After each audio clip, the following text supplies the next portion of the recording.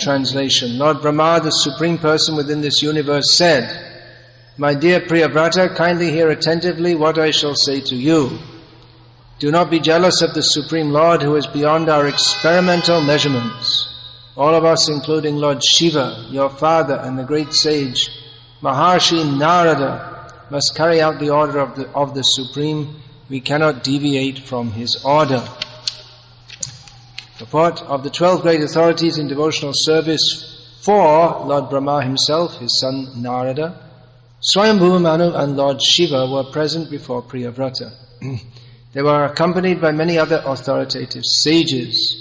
Brahma first wanted to impress upon Priyavrata that although these great personalities are all authorities, they cannot personally disobey the orders of the Supreme Personality of Godhead, who is described in this verse as Deva, which means always glorious. The power, glory and potencies of the Supreme Personality of Godhead can never be diminished. In the Ishopanishad, the Lord is described as Apapa Vidha, which indicates that he is never affected by anything materially considered sinful. Similarly, Srimad Bhagavatam describes the Supreme Personality of Godhead as being so powerful that nothing we might consider abominable can affect him. An example sometimes given to explain the position of the Supreme Lord is that of the sun, which evaporates urine from the earth but is never affected by contamination. The Supreme Lord can never be accused of doing anything wrong. When Lord Brahma went to induce Priyavrata to accept the responsibility for ruling the universe, he did not go whimsically. He was following the dictations of the Supreme Lord. Indeed, Brahma and other genuine authorities never do anything without his permission. The Supreme Lord is situated in everyone's heart. In the beginning of Srimad Bhagavatam it is said, Tene Brahma Hridaya Adi Kavaye. The Lord dictated Vedic knowledge to Brahma through his heart. The more a living entity is purified by devotional service, the more he comes in direct contact with the Supreme Personality of Godhead, as confirmed in Srimad Bhagavad Gita, Teshang Satata Yuktanang Bhajatang Priti Purvakam Dadami Buddhi Yogang Tang Yena Mam Upayanti Te. To those who are constantly devoted and worship me with love, I give the understanding by which they can come to me. Lord Brahma therefore had not come to Priyavrata by his own whims.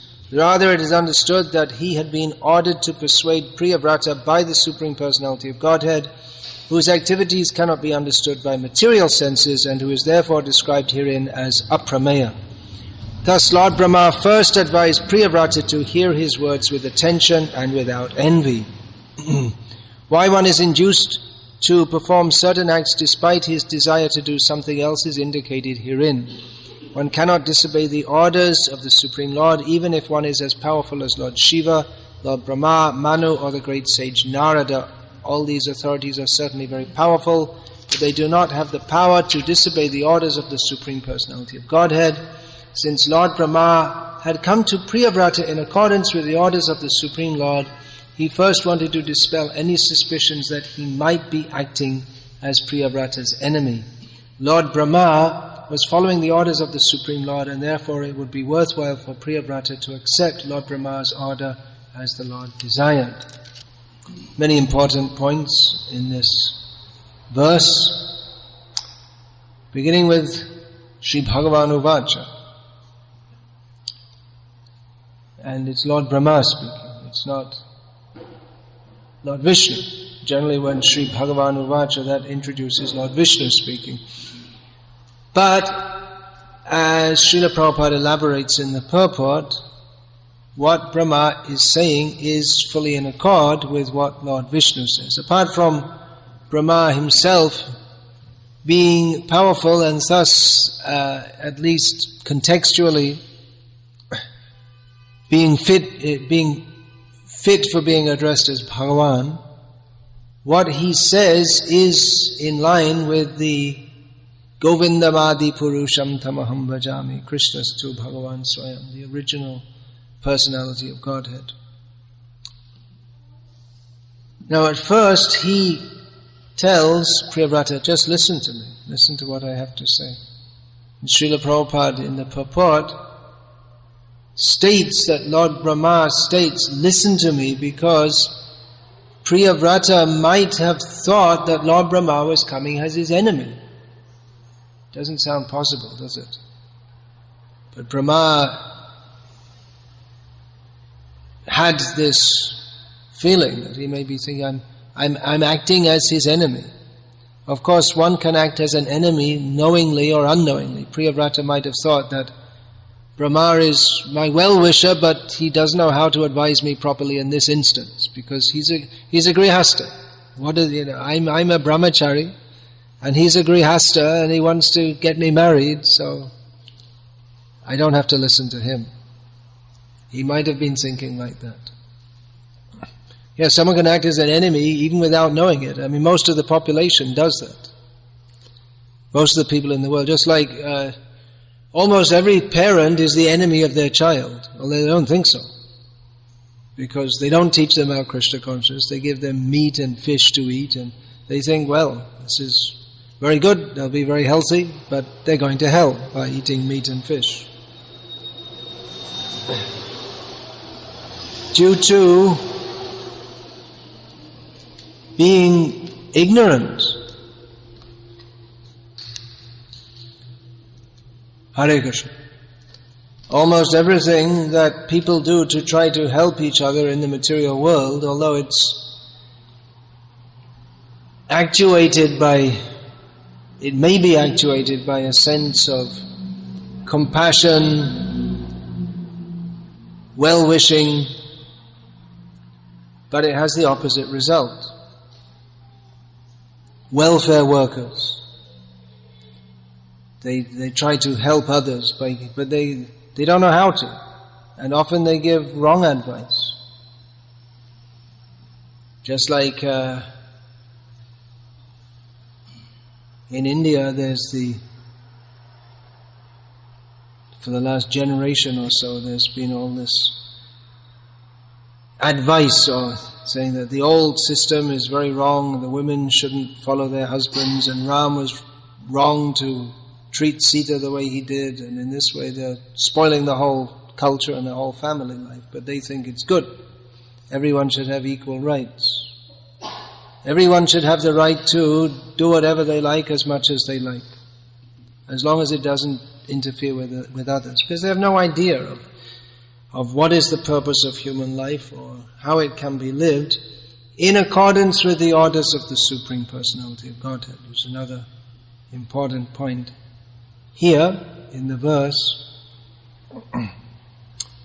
So Brahma is first of all saying, just listen, what I have to say. It's not just me coming, trying to make some managerial fix, because the temple president's about to bloop, the temple president of the universe, and we need someone to fit in the job. So stop being a brahmachari and get married and grow up, be sensible, be responsible, and it's time to take over the universe. So Brahma, he's saying, I'm not saying like that. What I'm saying is supported by all these great personalities and ultimately by the Supreme Personality of Godhead, the 4 Mahajanas of the 12 Mahajanas. Of course, any devotee is a Mahajan.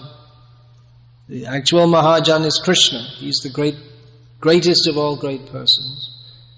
And anyone who is a devotee of Krishna is certified by Krishna as Mahajana or Mahatma. What's that verse? Well-known verse from Bhagavad Gita.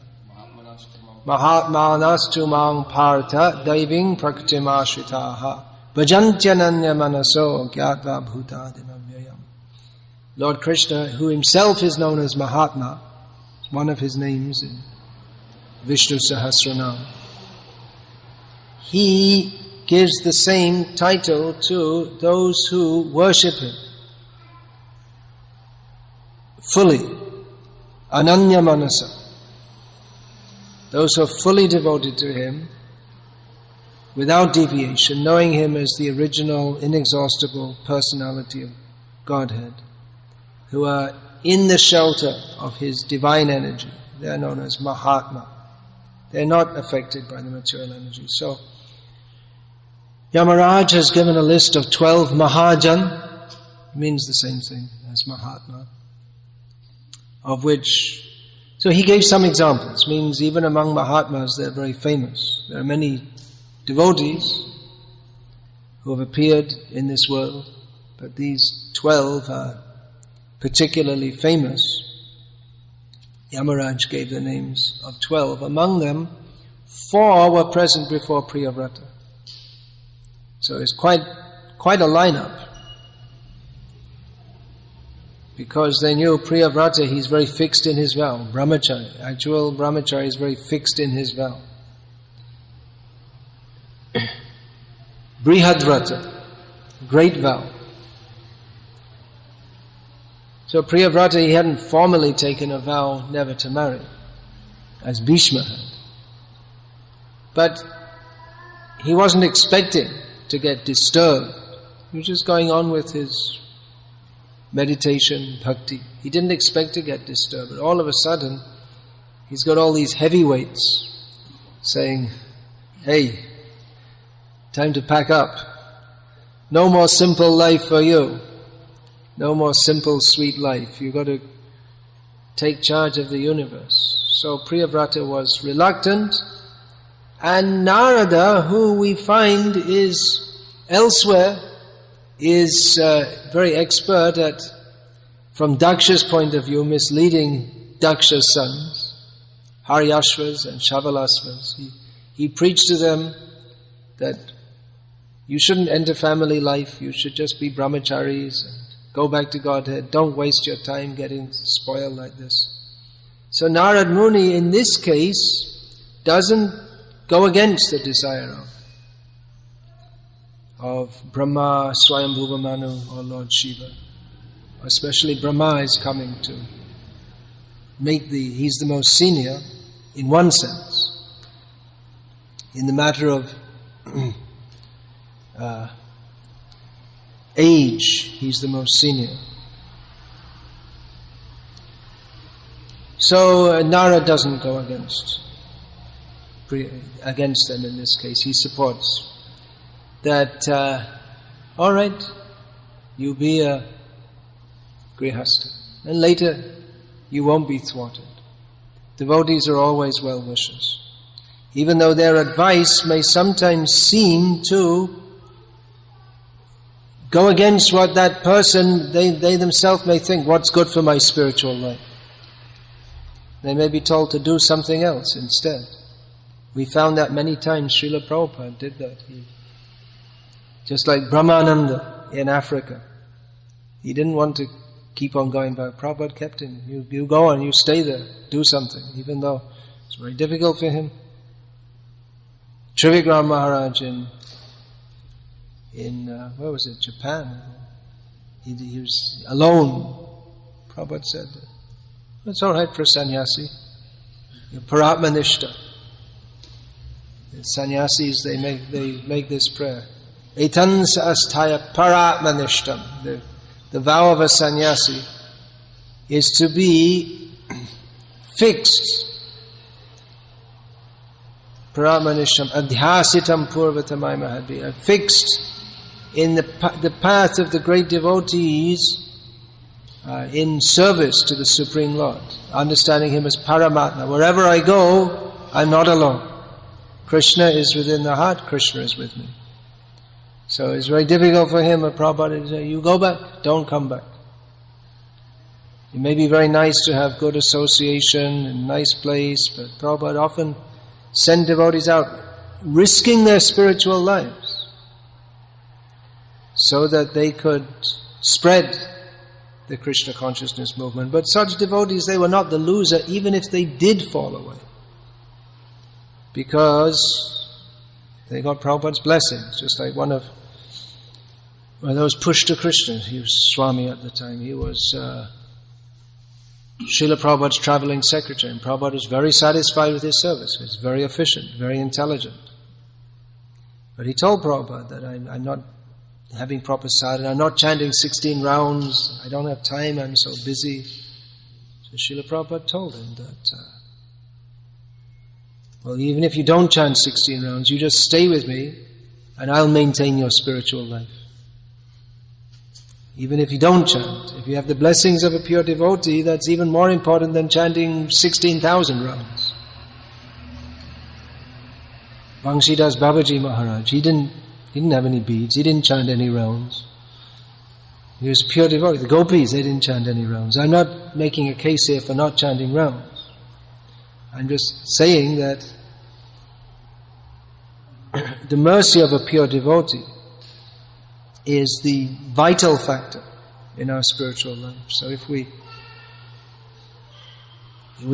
can do so much sadhana and bhajan and study and even service, but if we somehow or other we fail to get the mercy of pure devotees, it's not going to happen. So Priyavrata, he acceded to the desire of Lord Brahma and he got the mercy of Krishna through the great devotees, although it may have appeared that he wasn't getting the mercy because apparently he was in a better position before as a brahmachari, fully engaged in Krishna consciousness.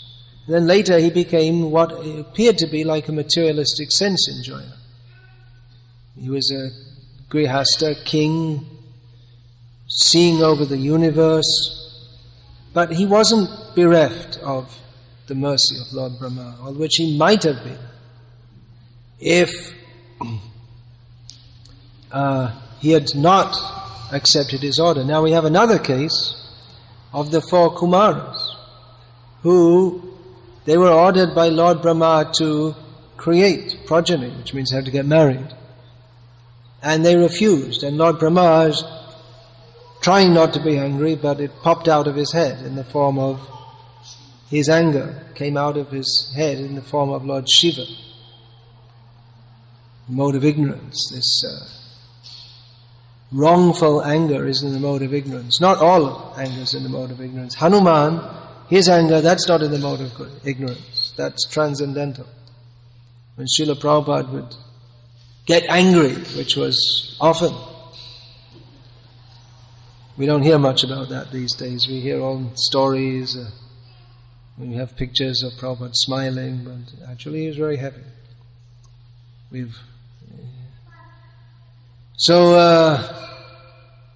But that anger is transcendental because it's focused on serving Krishna. So there was another case. But in this case, even if the 4 Kumaras had followed Lord Brahma's order, they could still have been Krishna conscious, but they thought, well, that's an entanglement. We don't want... Actually, they weren't in the beginning thinking of being Krishna conscious anyway. They were Brahmavadis. They were just simply interested in renunciation, not so much of being Krishna conscious. That came later, when they went to Vaikuntha and smelt, no, not that they smelt, but the scent of tulasi was carried by the breeze from Lord Vishnu's feet.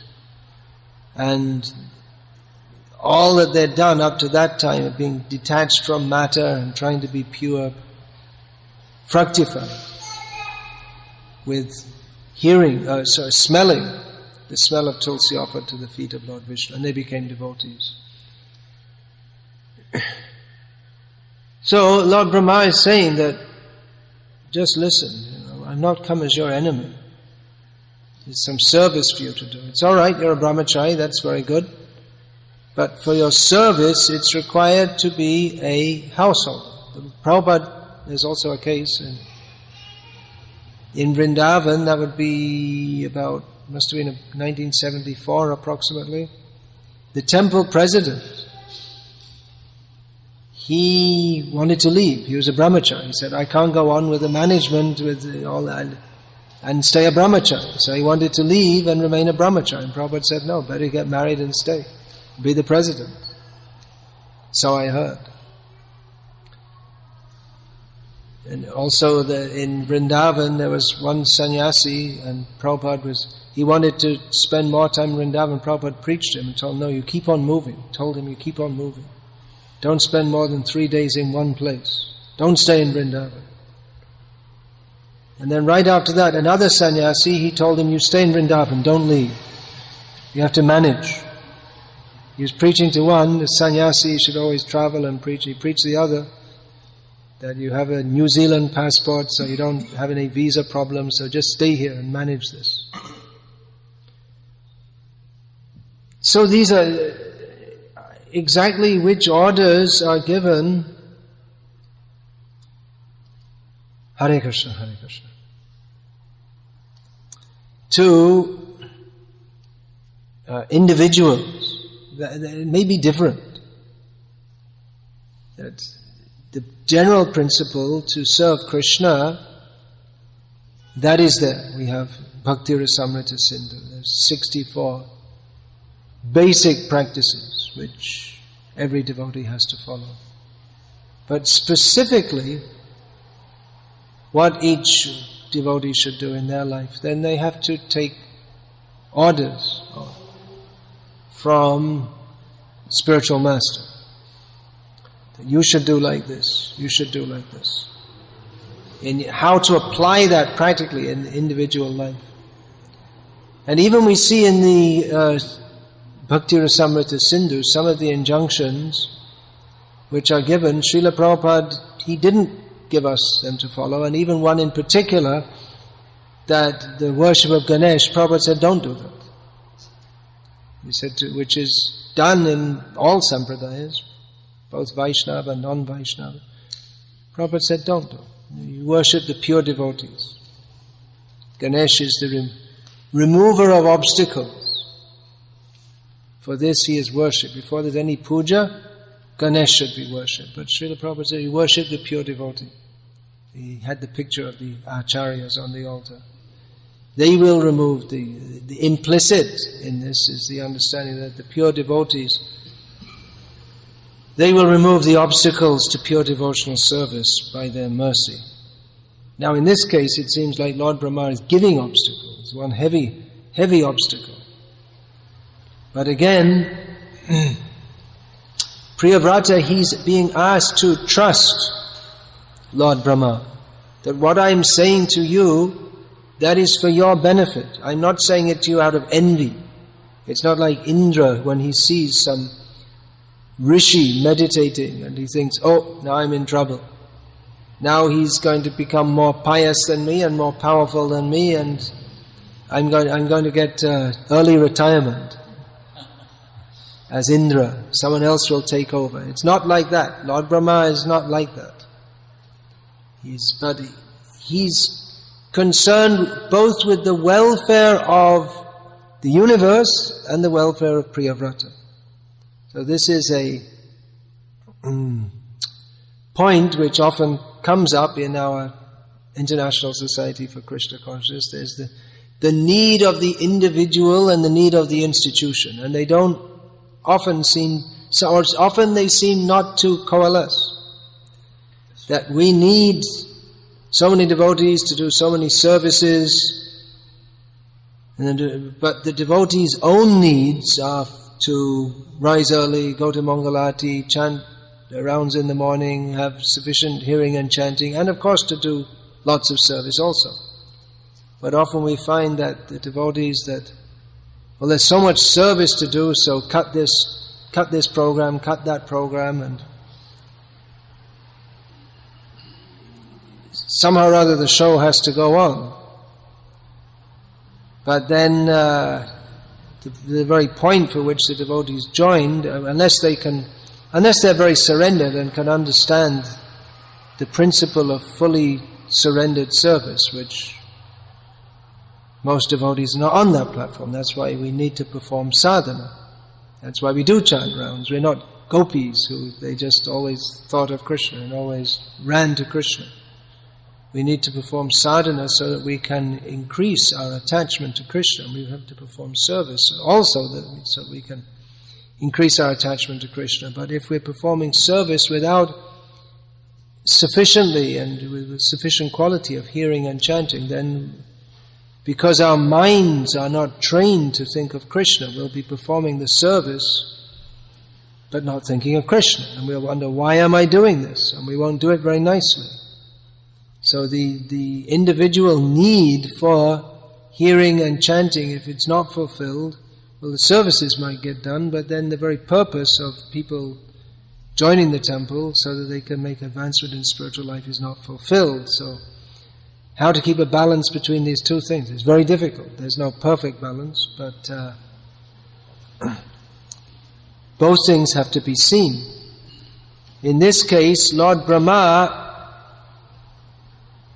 he is asking Priyavrata to perform an act which is superficially damaging to Priyavrata's spiritual life. But Lord Brahma is saying, trust me. Just you won't be the loser. If you do what I say, you won't be the loser. Even though it appears that your Krishna consciousness will be impeded, but don't worry, we'll look after you. We're all here. Myself, Narad, Shiva, Swayambhuva, we're all here, and we have your best interest at heart. Even though we're asking you to do something which may seem is not good for your spiritual life, don't worry. It will be looked after. Even though apparently you will recede in your spiritual life, don't worry. At the end, you will get Krishna consciousness. And in the meantime, the management of the universe will go on, because the purpose of the universe is not just as a prison house, but it's, that's what they call in America. What do they call that? The Reformation facility. They gave some euphemistic name to prisons. Correctional facility. It means a prison. But the idea is that you're supposed to be improved, corrected by going there. So the whole material world is a prison, it's a correctional facility. But then it needs to be administered by someone who has that understanding, that it's a correctional facility. It's not just a place where you throw everyone in and they all just beat each other up, and you need someone in charge who's a fit person. Any institution. Beginning with, the smallest institution in society is a family. So, and then you get bigger ones right up to nations, and in between there are factories and charitable organizations and sports clubs and all kinds of temples, there are churches, there are also institutions. So the quality of the institution, whether it's a family or a nation or a football club or whatever it is, or a temple, much depends on the qualifications and vision. Well, vision is one of the qualifications of the leader. So Lord Brahma, he didn't get that post by winning a lottery. He had to become qualified. Then he was given the position. So he needed someone highly qualified to oversee the universe, and he didn't see anyone as qualified as Priyavrata. So he wanted him to do that. So by performing that service, even though his own devotional involvement appeared to be decreased, but by performing that service to help others, by taking the position whereby he could manage the universe in a manner in which the function of the universe, the purpose of the universe is better fulfilled by having a good leader, then Priyavrata, by performing that service, pleased Lord Brahma and everyone else involved, and therefore he got their mercy, which he might not have got if he didn't accede to their order. He might have gone on with his chanting, but he would have been Well, first of all, to disobey the order of great personalities that's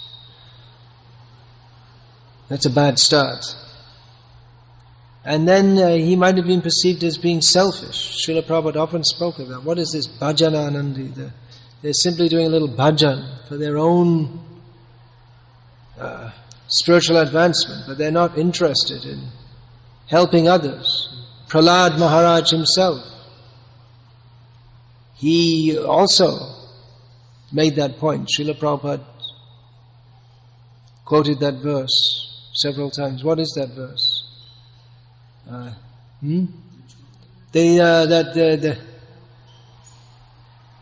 parata nishtha, those who are, there are many sadhus who are interested in their own spiritual advancement, but they are not parartha nishta. They're not dedicated to the welfare of others. How does that verse begin? Seems like you're a big pundit there. What's that? It's a well-known verse, but I'm not getting it. I know it, but I don't know this. I just remember those words, which are the key words. Maya sukhaya varamudvahato vimurham shochetito vimukachetasa indriyata. But Prahlad Maharaj says, as far as I'm concerned, that I'm lamenting at the condition of these stupid people who are interested in sense enjoyment, who are averse to your service, Nrsimhadev. So, Priyavrata might have been considered like that. He's just interested in his own spiritual advancement, not interested in others. Okay, there's a few points. There's a lot more could be said, but I'll finish there. Are there any questions or comments, please? Have any comment, Rasamai? No, all right. Yes, please. Maharaj, with the case of the four Kumaras, when they came before Brahma, or he came before them, they disobeyed his order. And they were, Srila Prabhupada comments that they had the option to do that because one can, even if a guru comes, they can disobey if they... Well, that's not directly stated like that. It could be deduced, but it's not. I've often heard it said that Prabhupada said that you can disobey the order of the guru in this matter, but it's not directly said like that. What do you say? Brihan Mridanga, you're the great scholar of Prabhupada's books. Prabhupada doesn't directly say that. It can be deduced from, I can't remember exactly the words, but from Prabhupada's comments, but it's not directly said like that. That you can, sometimes it's said that you can disobey the order of the Guru if he orders you to get married. But he doesn't directly say that. Yeah. Service is more important than ashram. Yeah, I think that sums up one of the major points I was making in that short class. It's not the external position we're in. We have to see how the service is going on. Well, how is it then that the four Kumaras, instead of being condemned for not following the order of the Guru, they're like glorified? They're glorified. Well, in the case of Priyavrata... In the case of Priyavrata, he was forced into that. Well, they did go on to become self-realized, didn't they? And their case was a little different to that of Priyavrata, where at the time of Priyavrata there were already quite a lot of people in the universe, but Lord Brahma didn't see anyone better qualified than Priyavrata to take charge of the universe after Swayambhuva retires. Whereas in the case of the Kumaras, well, Lord Brahma can just do a little mental fermentation for some time and have a few more sons, mental sons, and there were plenty. He made plenty more Prajapatis.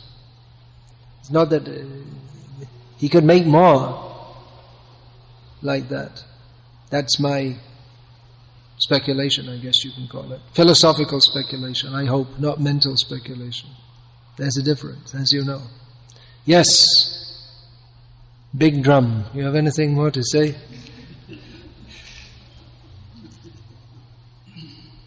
Printing press Das. Transcendental printing press. Anything else from the ladies?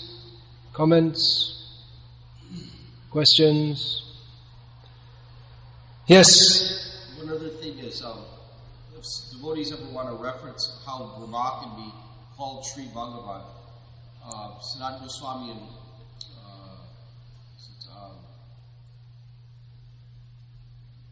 Bhagavatamrita, he gives an explanation how certain personalities can also use the term Bhagavan. Yeah, there are many. Bhagavan Badarayanaha, we find also in the first canto, by Asaki. Shukadeva Goswami is referred to as Bhagavan. Vyasa is referred to as Bhagavan. Shiva is referred to as Bhagavan. In modern usage, that term is understood to mean the Supreme Lord, although it seems that in Puranic usage it was more widely used.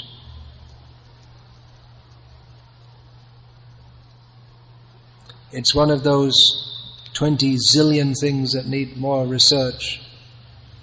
We need a research institute. So many things. Alright, so Hare Krishna. Srimad Bhagavatam ki jai. Hare Krishna. Srila Prabhupada ki jai. Hare Krishna.